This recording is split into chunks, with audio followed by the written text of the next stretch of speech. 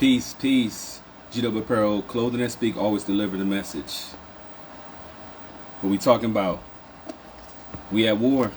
They say the revolution will not be televised, right? The war that's happening within. Got my alkaline water. About to start talking that talk. Right? So we at war. Right? World War III. Been going on for a minute, since 2020. I'm gonna break down the steps of this war. It's been going on since 2020. We're in stage 6 of this war, right? Many of us don't even realize we at war. We're in full-fledged war right now.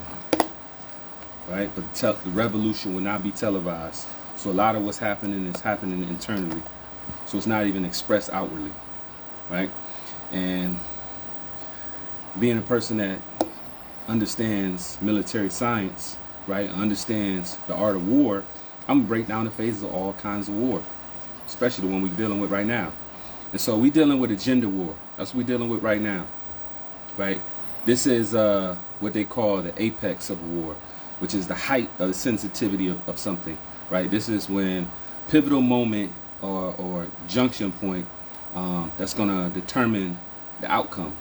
Now, in many scenarios, war is not about winning and losing. War is about, I say, proving a point or having a certain intention be met, right? Because in the end, war, who really wins in war, right? There's a lot of loss, there's a lot of sacrifice, there's a lot of destruction, there's a lot of damage, right? Not many people benefit from war unless they are the people that are navigating or guiding the war into a certain particular direction. The people that's actually fighting, they don't benefit from it at all, right? And so in this gender war that we've been dealing with for particularly the last 3 years, the male and the female, the feminine and the masculine energy has been at conflict.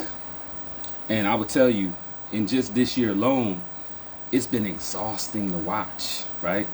Not as a partaker, but again, I want to go through the steps of this war so you understand this and so you could put it in perspective, right?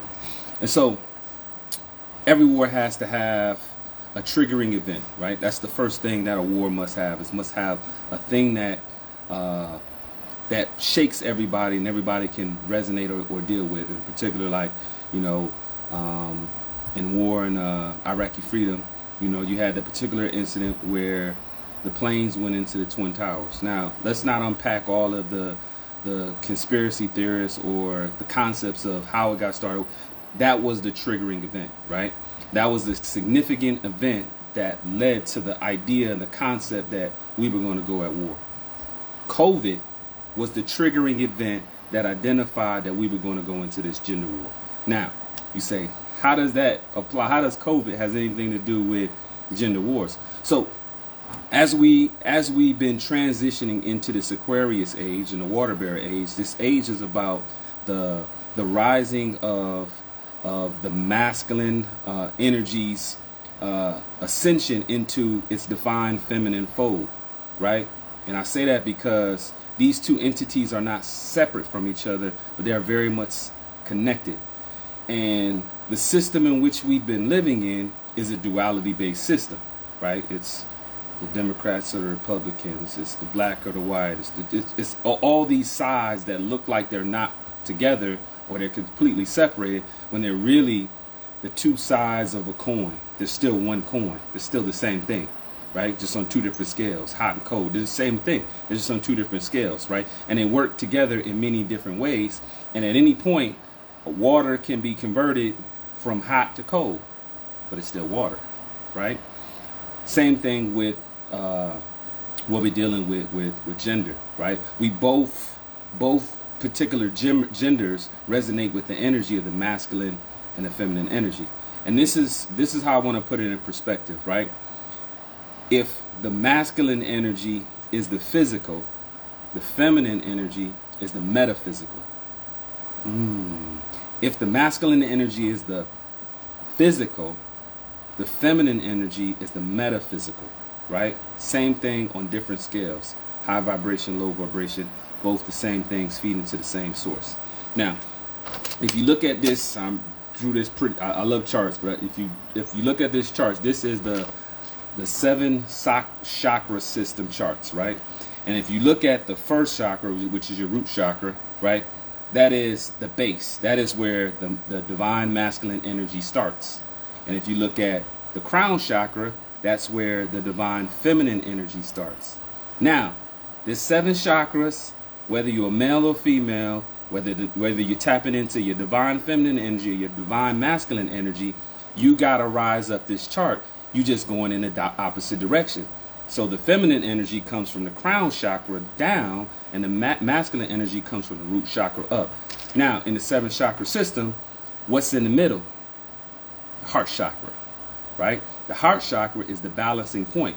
And so when you look at the heart chakra and its resonated symbolic meaning, you get this sign. And this is a very popular sign. You can shoot 3-pointers. They put this sign up because what this represents is balance, right? It is when you are at your most even state when you're clear, when clarity has hit your mind. And so both of those energies are going in the opposite direction to get to the middle way. Now, I know people are gonna be like, well, there's more than 7 chakras, but you can't skip the first grade, right? And so the first level of consciousness and rising in in your energetic consciousness, right, is the frequency of love. So if you can't get past, if you can't get to the balancing point of love, if you can't get tap into any other chakras, right?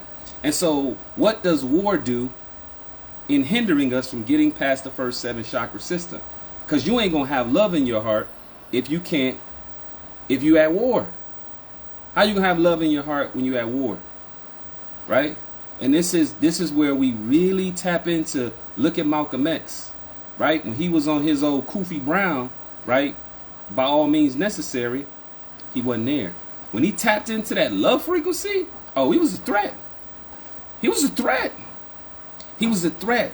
So let me really break down and let me understand the science of this, right? Again, these feminine is the metaphysical, masculine is the physical. They meet in the middle, right? But as you evolve from the divine masculine energy, you got to rise up, and as you come down from the feminine energy, you got to get to your root chakra. So this is what I say: a woman who is tapped into a high level of consciousness, and it is representing in her physique, right? And she is grounded, and she is connected to the physical endurance, is much, much different than a man who is doing that, because she could have tapped into all of her 7 chakras going from top to bottom, and he could be still on his first chakra, rooted at the first stage of his rising in his consciousness. So those they could look the same, but can be at 2 different perspectives,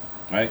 And so this first stage is this identifying event, which is COVID. COVID allowed people to sit with themselves, right? COVID allowed us to withhold giving our energy, like, because this is what the system of we call, this new age slavery. I give my energy to my job. I just go out and I just give my energy willingly to this system, right? And then when I come home, I'm drained, right? The system of Babylon drained me like a vampire sucking my blood. But when COVID hit, no, it's just you. Now you got to sit with your energy.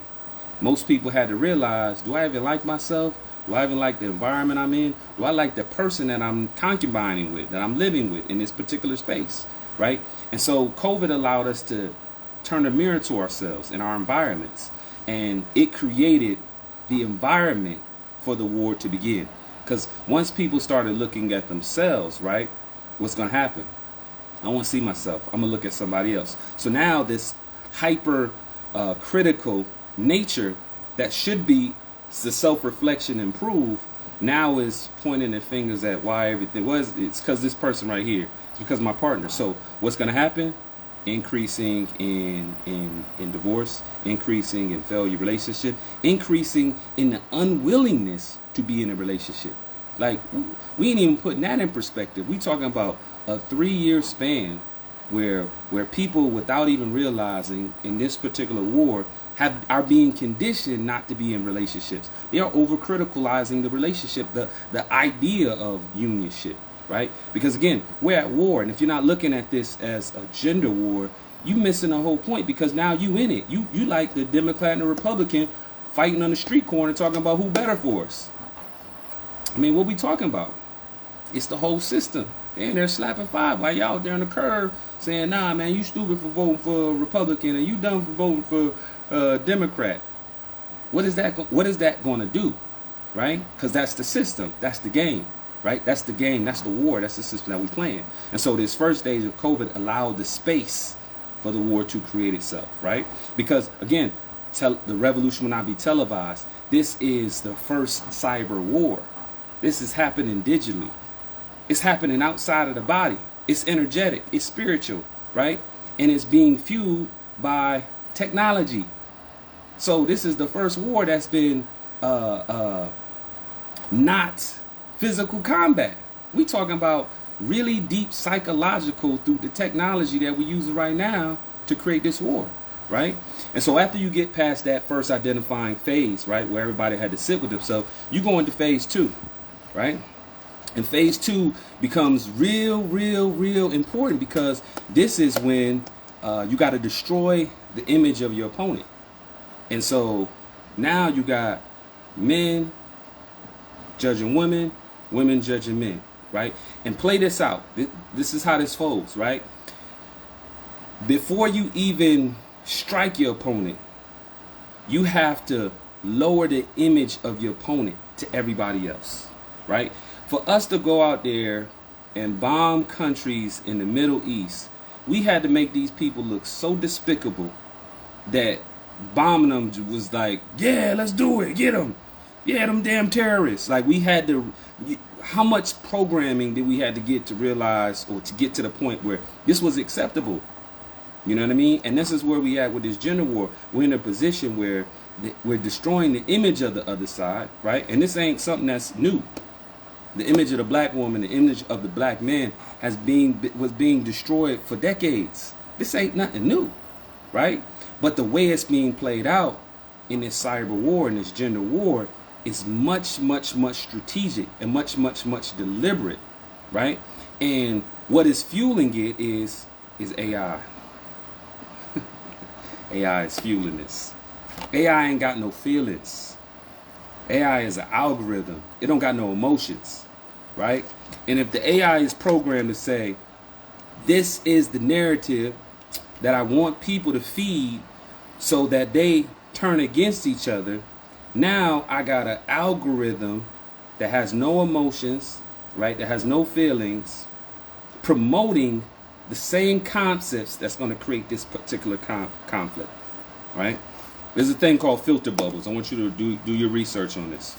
Filter bubbles. Filter bubbles started being widely used in 2010, about 2010, 2011, right? What filter bubbles is because we're in the soft AI phase. People talking about AI. We've been in the soft phase of AI since 2010, right? And so filter bubbles, what it does is everybody has a smartphone now, right? In 2010, pretty much everybody had a smartphone, and now kids got cell phones, right? And so what these filter bubbles do is your phone is a filter bubble to you. It tracks all of the information that you have. And this is why I say, watch Apple, right? Steve Jobs died. Apple got a little weird. I had to get off at the iPhone phone. Apple got real weird. They didn't allow you to take, phones used to allow you to take out the battery. Phones don't let you take out the battery. You know why? Because your phone is always tracking you, right? You could be having a conversation. You ain't even on your phone. You be talking to somebody in real life. You know, I wanted to volunteer as a firefighter. You know what I mean? I'm just thinking about this stuff. Next thing you know, you get an email. Hey, volunteer for a firefighter. It's always listening, right? And so what these filter bubbles do is they keep you in your bubble, right? So your phone is tracking you, and it's the perspective that you have, and you feed it. That's the perspective it wants to keep you in. It's going to keep you in this bubble. So, you know, I do a study. I did a research project with 3 people, and I told them to search on Google the same thing. Do you know all three? These people like very different people. They were not like in the same circle people. We're not talking about three homeboys. Y'all do this, y'all fucking first pages gonna all look the same. But I'm talking about three completely different people, like different, different economic status, different races, different backgrounds. Three different people. They searched the same thing, three different first pages, all different results, right? Because the filter bubble that's crafted for their prototype is different than the filter bubble that's crafted for this person's prototype. Because what the phone is trying to do and what this technology is trying to do is trying to keep you in your bubble of consciousness. It don't want you to think outside the box. So it's about to keep you in your small ass box. So it's going to feed you information that you know is right? That you would agree with, right? And they use this to say this is a marketing thing because they use this to try to sell you products that they think you can like. And for the most part, that is true. But trust me, the concept of filter bubbles is much more inclusive when it comes to information. Because again, when there is a algorithm in a social media that is perpetuating this particular war, guess what? You having troubles at home, you arguing with your spouse, and you have a particular point, they gonna find something on Instagram with a video that's similar to what you thinking. They gonna find it. And they're going to give it to you. They're going to be like, brr. And guess what? That rolls us into this next phase, right? This next phase is, before this phase, the sacrifice, right? Because once you degrade the image of your opponent, there has to be a martyr, right? There's always a martyr, right? There's always somebody that got to get slain, somebody that's loved and hated at the same time. It's got to be a martyr, right? Because what the martyr does is it heightens emotions in this war. It sparks it up. They be like, oh, no, it's getting real now. You know what I mean? You took out such and such. They do this in film all the time. Like they take out a character because it's that point where we call it sacrifice must be made. The casualties of war. But it's a martyr, right? Somebody that's a martyr. And in this particular gender war, the martyr was Kevin Samuels. And this is not to say I'm team Kevin Samuels or all this other stuff. I feel no ways. I'm a Mario on that. I feel no ways about any of this, right? Because I'm looking at this objectively, right? But he was the martyr. He was the casualty of the war, right? And the hate that was given to that man, right? When someone is sacrificed, what happens is the energy that individual had that somebody hate. Well, what's gonna happen? You about to create 10,000 versions of this person, right? Again, use the example of the OIF. You got Osama bin Laden, right? The fucking boogeyman of the Middle East, right? And so what happens when the U.S. goes in there and drag him out and kill him, right? There's 1,000 new terrorists that come out of the woodworks. You know what I mean? Like you made him a martyr. Now you got a whole bunch of people trying to emulate this guy, right? Same thing with Kevin Samuels.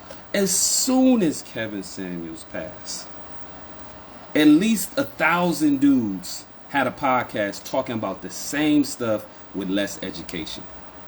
Like, at least Kevin Samuels had a lot of life experience. He was talking about things that he could put in perspective because that was his actual job. You know what I mean? And a lot of jokers just starting podcasts talking about women and men and dating because it's the algorithm gonna promote it.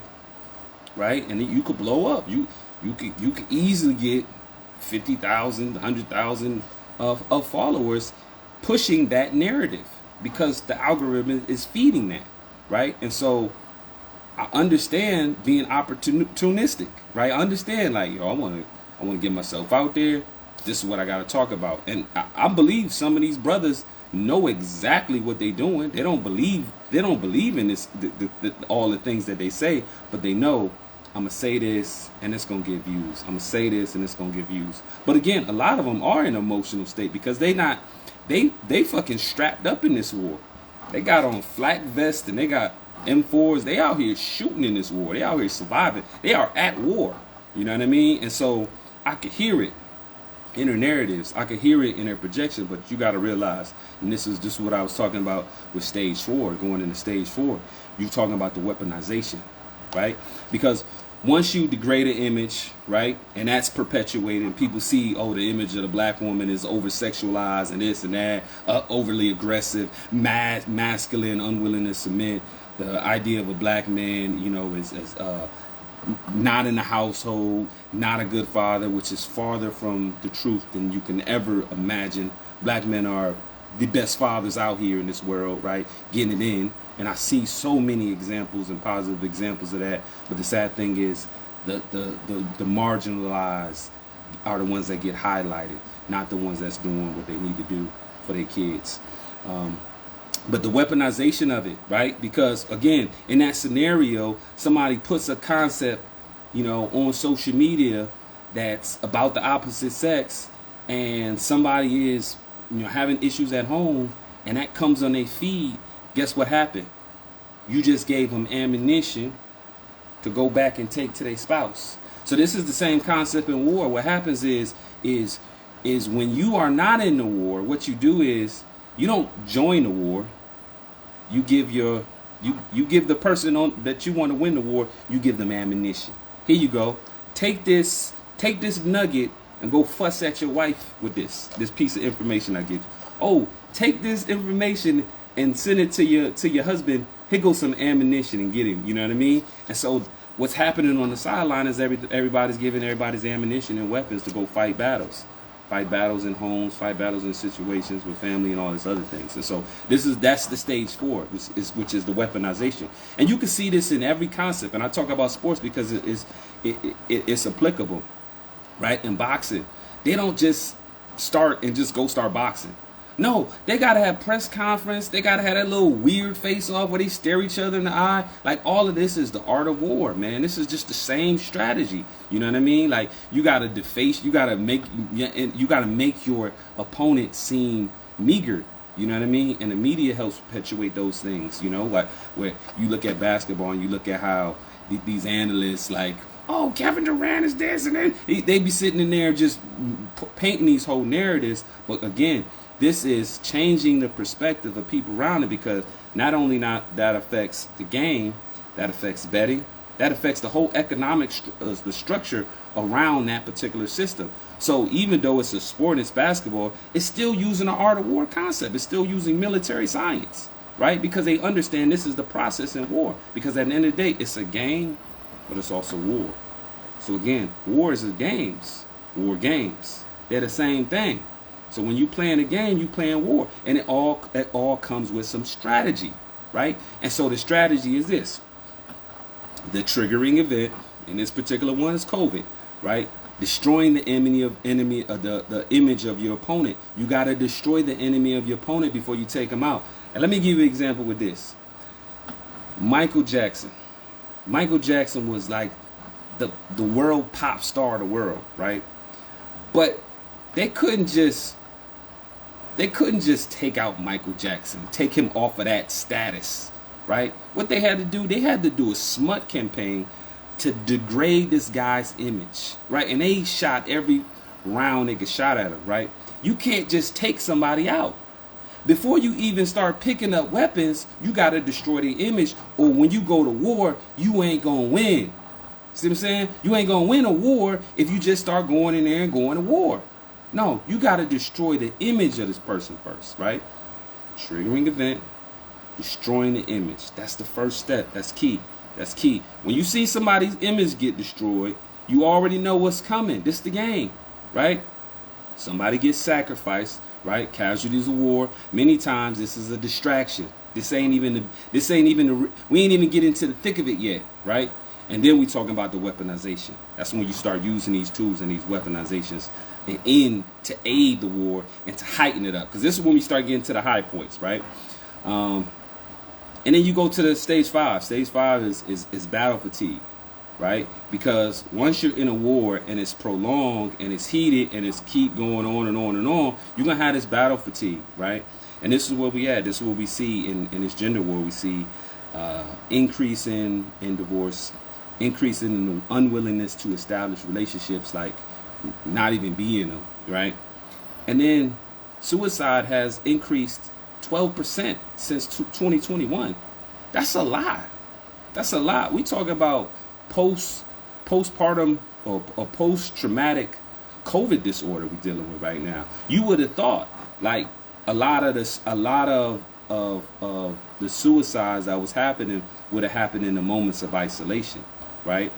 And a lot did. You know, a lot of people transitioned just being in the environment of fear or under the umbrella of fear.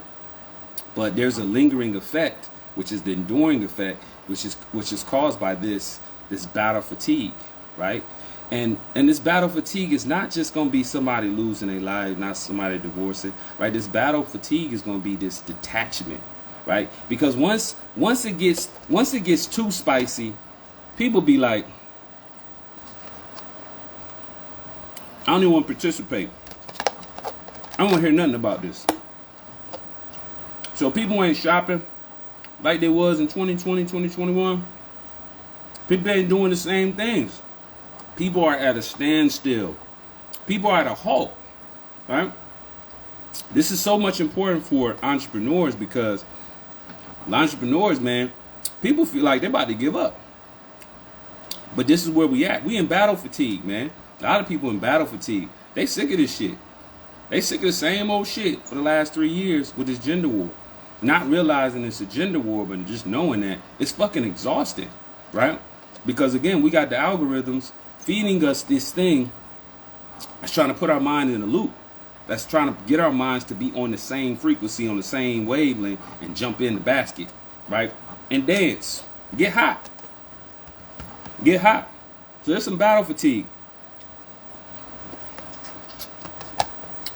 And the people that seeing people progress early on in the pandemic, people in entrepreneurship before the pandemic, but once the pandemic hit, everybody started getting an entrepreneur. Everybody wanted to get in business.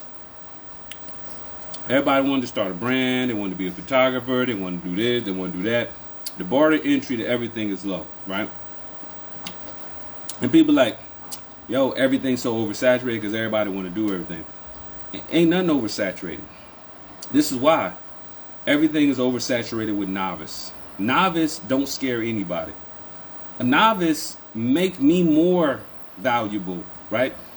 Graphic designer for 20 years, web designer for 20 years, photographer for 20 years, videographer for 20 years. Ain't no novice gonna have better skills than me. In fact, they make me more valuable because 99% of my clients, I'm their second one in that particular thing. Because guess what? They picked a novice. Somebody that was just starting out, got in because it was the hot thing. They just said they want to do it. They don't really know too much, but they think it's an opportunity to get into entrepreneur space. I'm not afraid of those people. They don't scare me. They actually make me more valuable. And this is the real play. This is why people got master classes. Because if they train a novice, they actually become more valuable. Don't buy no more courses, right? That's geared to teach you something that the person that's teaching you already know. If you're going to join a group like the one we building, which is a community. It's about networking. It's about sharing information and growing together.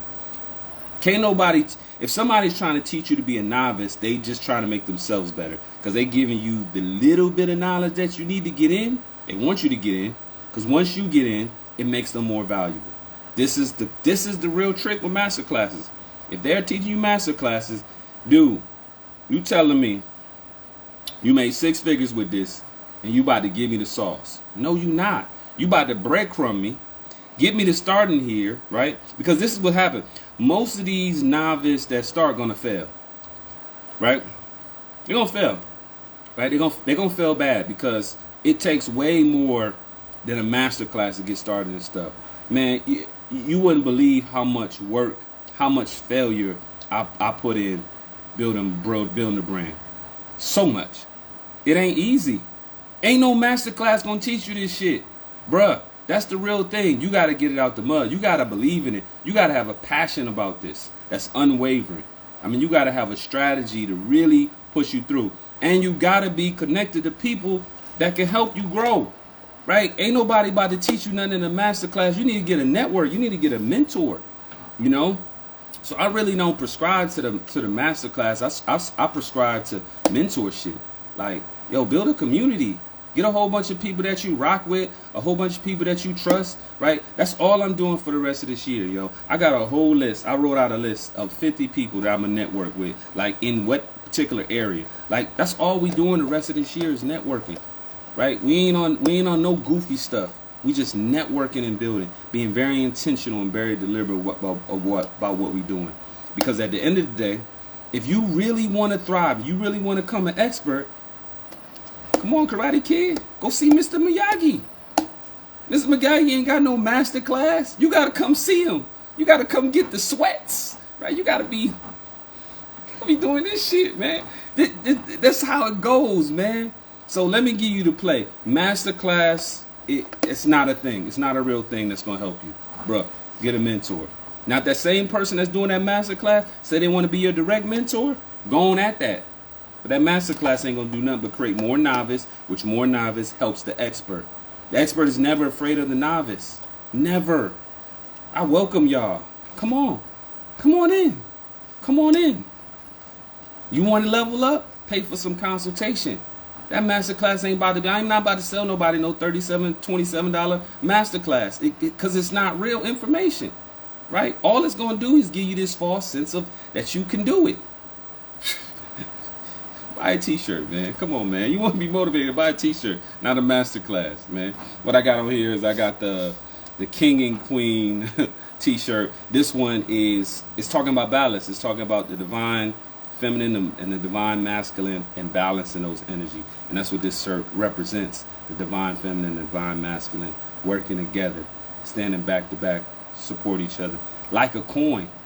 See, they're looking away. It's like flipping a coin. It's still one coin, right? It's still one thing. So you are the king and the queen. You are the feminine and the masculine, right? Once you put yourself on the side, you are half a person. And then you fighting against your other half. You are half a person and you fighting with your other half. This is when people, this is the concept that you are your own worst enemy. You fighting yourself, bruh. You fighting yourself. This gender war, you fighting yourself, bruh. You ain't fighting no women. You ain't fighting no man. You fighting yourself. This gender war, you fighting yourself, right? Because you are both of those entities. You are both of those energies. You are the masculine and the feminine energy, right? Again, the balance point of that in the 7th chakra system is the heart chakra. So love is the middle way. And so after you get to, after we get through stage 5 of the battle fatigue, we go into really what I call the final stage before, the real junction point in this war is the tools and propaganda, right? This is to prolong the war, right? And you see this is what AI is doing. AI is prolonging this war through the algorithms, propaganda that highly projects things that are conflicting the other sides, male versus female. Anything that's going to feed that narrative. And you throw in pride, you throw in all of transgender, all of those things are the same feeder tool of the gender war, right? Because this is the thing, right? Because I understand what is happening in the Aquarian age, right? The divine masculine is ascending into the divine feminine. This is what this is. Now, when I say divine masculine, I mean all human beings, right? Because women possess masculine energy, right? And we in particularly say, particularly black women, are too masculine. That's what we say, right? As if that's a bad thing, right? As if that's a bad thing, right? So we're taking this masculine energy that we resonate with, that we living in this system that promotes it, and we're ascending into the divine feminine, right? So what's going to happen is you're going to have people that's not going to want to ascend, right? But if you disconnect from one, where you going? Where you ascending to? You ain't. You're going to stand to burn the house, right? And you're going to be the one that's fighting, right? And that's what we happen is people are just fighting themselves, not realizing you ain't really fighting nobody else. But again, because the tool of social media is being weaponized, when somebody is projecting on a screen and they're fighting themselves, but they're speaking to other people, then that information of them fighting and dealing with themselves in a way that's non-productive can then be weaponized from another person viewing on the other side of the screen. That's where we at. That's what the tool is doing right now. It's just gonna perpetuate the same loop, right? But majority of people right now are in battle fatigue, so they're not shopping like they were. They're not supporting people like they was 2 years ago. And so you got to understand where we at in the war. Now you got to understand this a different version, right? And so people go to different vending events like, oh man, this ain't the same as it was. Well, we in a different stage. We at war. We in the middle of a war. We just hit the apex. We just got over the apex of a war, right? What you think people supposed to be doing? People burnt out. People disengaged. People are uninterested. And a lot of people are in the war, fucking strapped up. They got the M4s, they got the flak vests, they got the Kevlars. They ready, man. They out here taking out people. You know what I mean? And so, I want to break this down because I particularly have been a bystander with all this male versus female. People send me stuff, what you think about this, and this dude talking about females, or and don't get me wrong, there's always gonna be a good point. There's always gonna be some shit that sounds good. Always. But if you ain't seeing the big picture, you ain't seeing how all these pebbles leading you to the house where the wolf is, acting like your grandma, you won't know the trick. You won't know the trick. You won't know how to move. Well, so that's all I'm saying is people can't get discouraged, especially entrepreneurs. Can't get discouraged in this time. People ain't doing what they was doing 2 years ago in the shopping world, in the supporting world. People ain't doing it. Some people thinking they can go out there and can start their own business. You were doing it 2 years ago. You said, yo, such and such was doing that. You know what? It's crazy out here. I'm feeling this fight energy, so I don't really want to mess with my job like that no more. Like, I'm dissatisfied with this, I'm dissatisfied with that, and I realize I'm in a war being perpetuated on that. Well, let me go and start a business. And so they start a business. When we in stage 5, is battle fatigue. It ain't the same, bruh. So you gotta endure that. You gotta endure.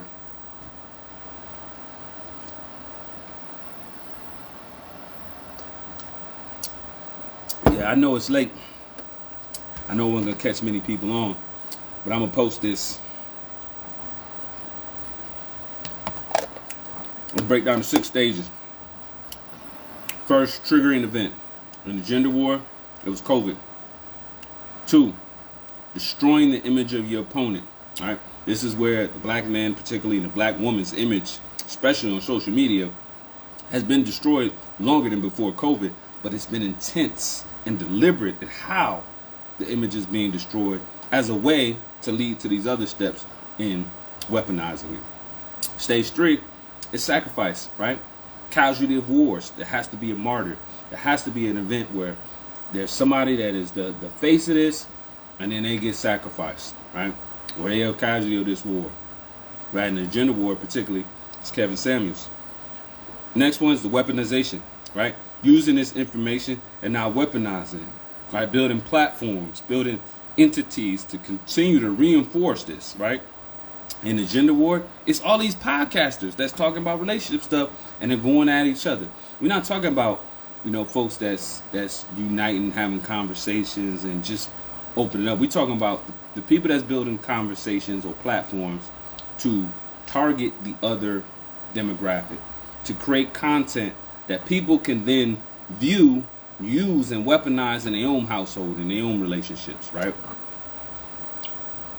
Stage 5, battle fatigue. That's what we had. That's what we deal with the increase of divorce, increase in unwillingness to be in close relationships or intimate relationships, the unwillingness to connect and build communities and network amongst people because people are disengaged because of this war. They just sick of this shit. I'm tired of showing up to this shit so much, right? I just want to disengage and be away from all of this, right?